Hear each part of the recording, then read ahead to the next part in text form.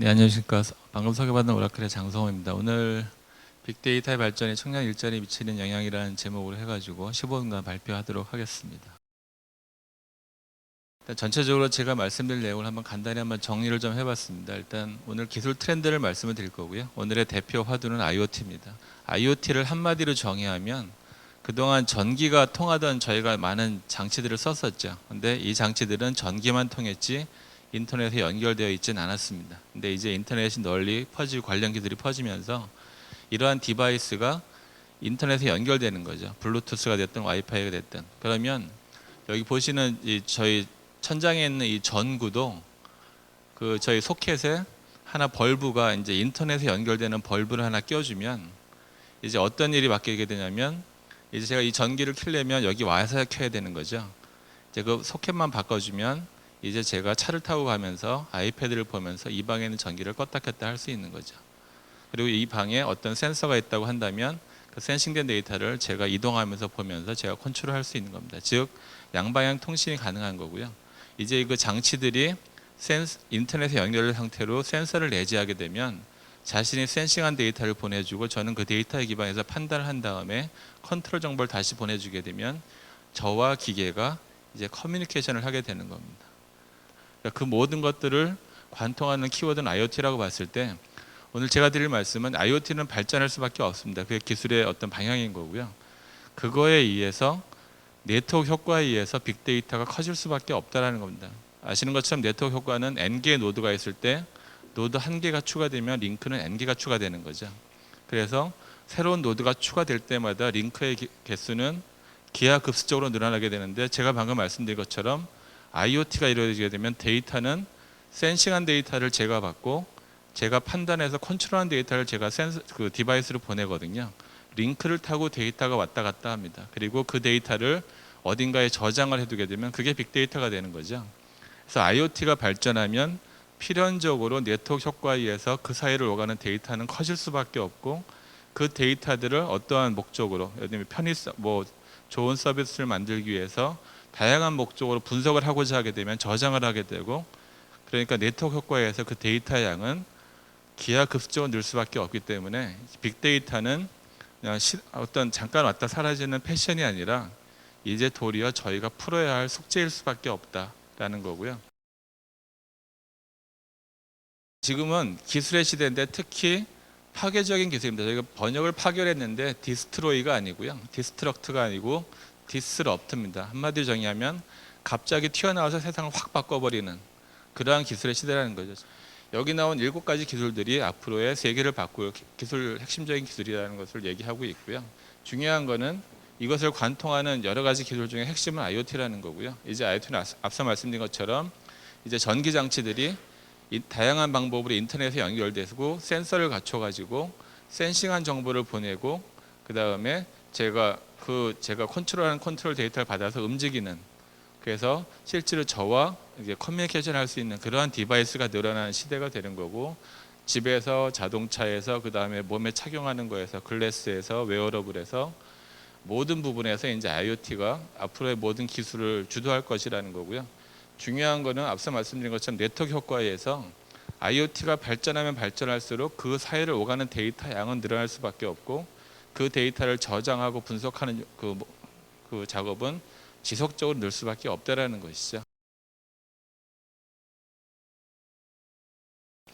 이거는 제가 지코리아의 그 실제 사례인데요. 2년 전에 저희가 한번 그 전기가 심하게 모자라서 되게 블랙아웃 되니 많이 해가지고 한번 전기 대량이 한번 난 적이 있었죠. 그때 이제 실제로 저희 발전소에 지 터빈이 있는 발전소가 하나가 다운이 됐는데 새벽 1시에 그래가지고 엔지니어가 술 먹다 말고 문자가 와서 불려갔답니다. 현장에 도착하자마자 이미 본사에서 그 터빈에 있던 센서 데이터를 다 분석해가지고 어떤 부분에 문제가 있어 보이니 그 부품을 체크해봐라 했더니 실제로 부품이 나가 있더라는 거죠. 그래서 바로 현장에서 조치하고 그때는 전력 대란이 날 때라서 이 발전소 터빈 하나 나가는 게 아주 긴급 관찰 대상이거든요. 그래서 실제로 이러이러한 사유로 문제가 발생했는데 어떻게 조치했고 그래서 문제 없습니다라고 장관님 책상 앞에 8시 전에 보고서를 갖다 놨다는 거죠. 이게 이제 일하는 방식, 제가 말씀드리고 싶은 거는 이제 일하는 방식이 과거 대비 바뀌었다는 거죠.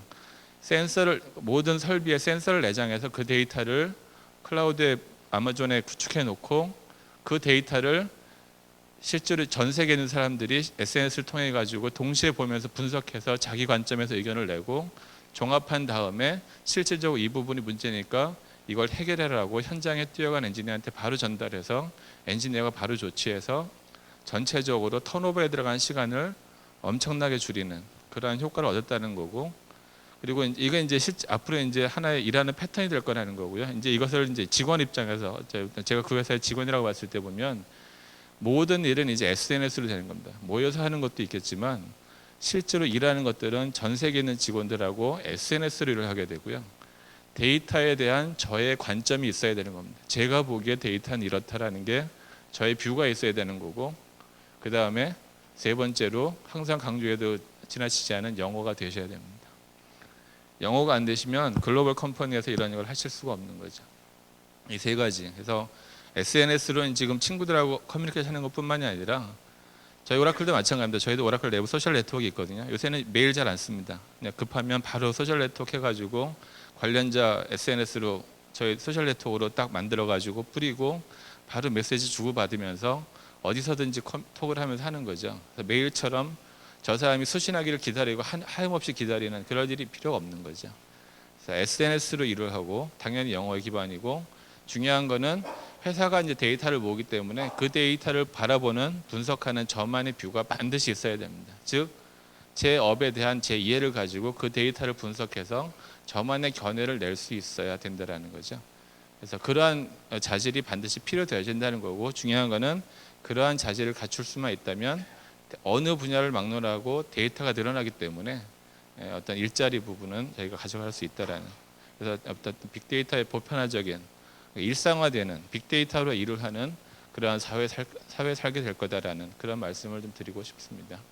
그 최현식 대담한 미래 그 저자이시죠. 그분이 이제 이런 책을 쓰셨는데 빅데이터를 공부하는 관점에서는 이 책이 정말 도움이 되는 것 같습니다. 본인이 어떻게 그런 대담한 미래를 예측하게 됐는가, 본인이 사고하는 방식을 쭉 기술하신 건데요.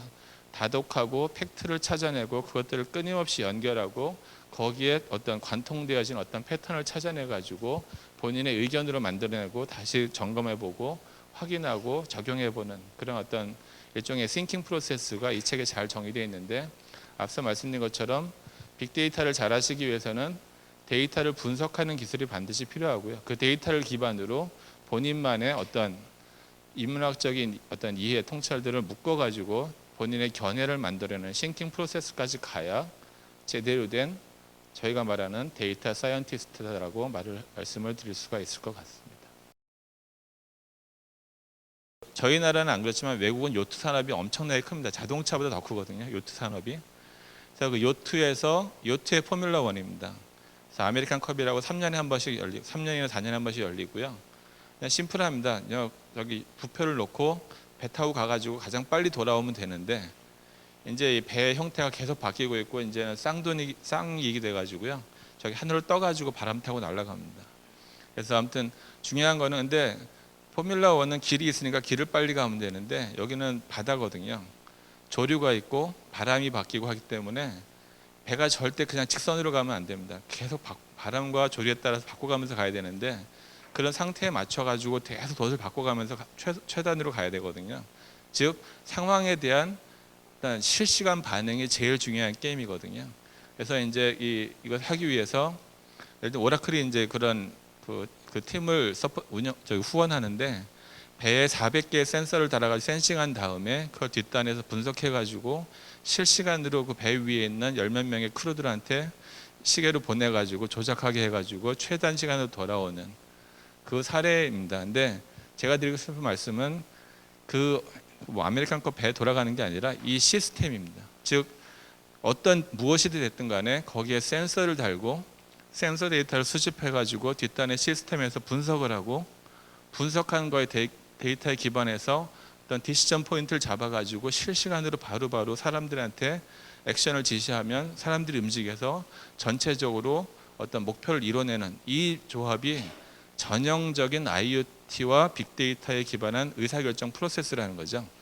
회사도 마찬가지고 조그만 팀도 마찬가지고 본인이 1인 기업을 하셔도 이 프로세스는 아마 변화가 없을 겁니다. 그래서 앞으로는 그 IoT와 빅데이터가 결합되면 이러한 어떤 의사결정 구조가 어떤 조직에 여기 열몇 명으로 된 팀이거든요.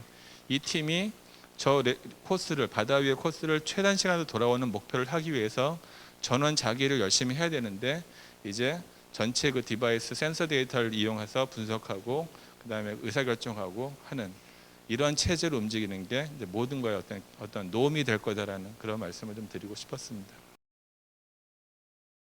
그래서 이제 역량 확보 방안은 전공자라면 아마 엄청나게 많은 그 데이터를 시스템으로 관리할 수 있는 역량을 반드시 키우셔야 될 거고요. 전공자가 계시다면 그 부분에 집중하셔야 되고요. 필요하시다면 아마존이나 페이스북이나 그다음에 기타 클라우드 컴퍼니의 가장 밑에 데이터 센터로 가셔가지고 가장 로우 레벨의 하드웨어를 직접 만져보시는 경험을 가지시면 저는 앞으로 미래에 가장 도움이 될 거라고 생각을 하고요. 전공자가 아니시라면 본인의 업에서 이 분석이라고 하는 작업을 하셔야 되는데 여러분 이제 달인 다 보시죠. 달인 프로그램 보시면 달인하고 비달인하고 뭐가 다르죠? 도구를 다루는 방법이 다릅니다. 똑같이 칼질을 하는데 누구는 삐뚤빼뚤이고 달인은 정확하신 거죠. 왜냐하면 몇만 번을 하셨기 때문에 그렇습니다. 빅데이터를 이제 비전공자가 하실 때는 빅데이터 도구들을 이용하셔서 작은 데이터라도 계속적으로 분석해보는 그 연습을 하셔야 됩니다. 본인의 업에 대해서 뭐 화학 전공이시면 화학 데이터를 가지고 이런 식으로 해서 스몰 프로젝트를 계속 하셔가지고 그 분석 도구들을 잘 다루는 게 제일 중요하고요. 그건 달인과 동일합니다. 그게 가운데 있는 기술이고요. 그 다음에 공통적으로 필요한 거는 업에 대한 이해가 제일 중요합니다.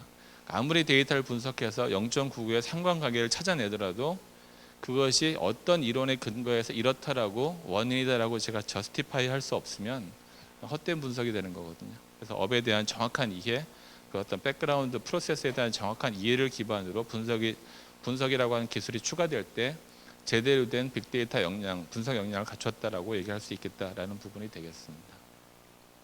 그래서 정리드리면 한 5분 좀 오버한 것 같은데요. 일단 IT 트렌드를 이해하시는 게 제일 중요하고 IoT에 대해서는 모두 다 동의하실 것 같고요. 오늘 드리고 싶은 말씀은 IoT가 발전하면 발전할수록 네트워크 효과에 의해서 빅데이터는 더더욱 커질 수밖에 없다는 거고 그걸 모아서 분석하고자 하는 시도가 있는 한은 빅데이터를 분석하는 그 어떤 일자리에 대한 수요는 계속 늘어날 수밖에 없다라고 말씀을 드리고 싶고요. 다만 그 자리에 계시기 위해서는 보시는 세 가지 기술, 전공자라면 그 기술 자체, 하도 NoSQL 이런 빅데이터 관련 기술들을 제대로 이해하시고 대량의 데이터를 빠른 시간 내에 처리할 수 있는 기술 그 자체를 가지실 필요가 있고요. 비전공자시라면 실제로 본인의 그 업에 대한 이해를 기반으로 분석 도구를 이용해서 작은 데이터부터 시작해서 계속적으로 분석을 해보는 그러한 어떤 연습. 그래서 아무리 큰 데이터가 와도 뚝딱 분석해낼 수 있는 그런 반복적인 훈련이 필요하다고 말씀드렸고 공히 어떤 실제로 그 데이터의 소스에 대한 데이터가 만들어지게 된 그 업 자체에 대한 이해와 그것을 설명해주는 어떤 인문학적인 여러 가지 사회학적인 어떤 그런 부분에 대한 정확한 이론을 기반으로 설명을 할 수 있어야 제대로 된 빅데이터 분석이다라고 얘기할 수 있겠다라고 말씀드릴 수 있겠습니다. 예, 여기까지 제 발표를 마치도록 하겠습니다. 감사합니다.